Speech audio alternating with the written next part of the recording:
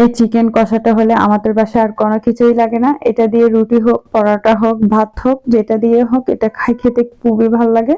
তো চলেন এই কষাটা আমি কিভাবে রান্না করেছি সেটা আমি দেখাচ্ছি।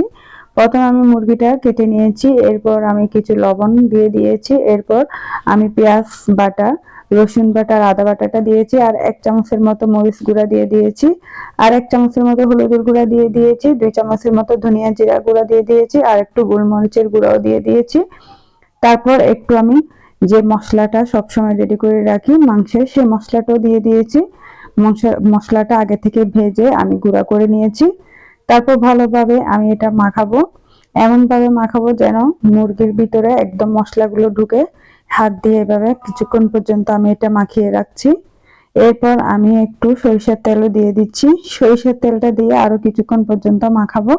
তারপর মাখিয়ে আমি এটা 20 মিনিটের মতো রেখে দিচ্ছি। 20 মিনিট পরে আমি চুলার মধ্যে একটা কড়াই বসিয়ে দিব। তারপর কড়াইয়ের মধ্যে পরিমাণ মতো তেলটা দিয়ে দিচ্ছি। তেলটা যখন গরম হয়ে আসবে তখন আমি এখানে যে মাংসগুলো আমি ম্যারিনেট করে রেখে দিয়েছিলাম সেই মাংসগুলো একটা একটা করে দিয়ে দিচ্ছি। মাংসের পিসগুলো একটু ভুনা ভুনা করব। তো আমি সবগুলো মাংসের পিসগুলো দিয়ে দিয়েছি। দিয়ে এভাবে করে আমি কোনো উপর দিক থেকে কোনো ঢাকনা দিব না, তারপর এভাবে রান্না করব। এই মাংস কষাটা খেতে যে কেমন ভালো লাগে বলার মতো না, আর এটা একটা ভালো গ্রেভি একটা হয়, খেতে খুবই ভালো লাগে। এই যে নাড়াচাড়া করে কিছুক্ষণ পর্যন্ত এটা আমি রান্না করেছি। এরপর আরো কিছুক্ষণ আমি চুলার আঁচটা কমিয়ে তারপর রান্না করব।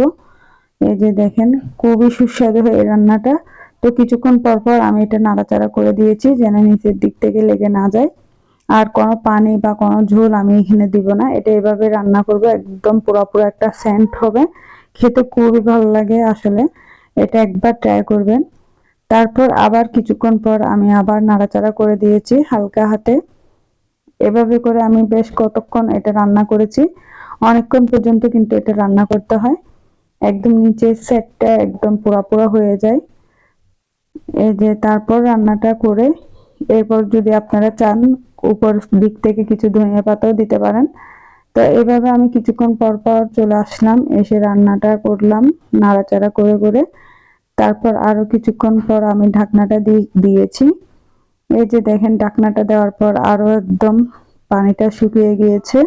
তো এখানে আমি আর কোনো পানি ইউজ করি নাই, এতটুকুই আমি রান্না করেছি। আর কয়েকটা উপরের দিক থেকে আমি কাঁচামরিচ দিয়ে দিলাম।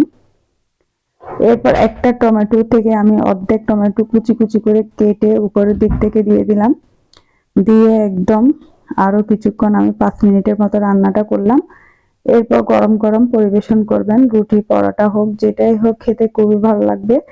তো কেমন হয়েছে অবশ্যই জানাবেন, আর লাইক কমেন্ট শেয়ার দিয়ে পাশে থাকবেন। তো সবাই ভালো থাকেন, সুস্থ থাকেন, আল্লাহ হাফেজ।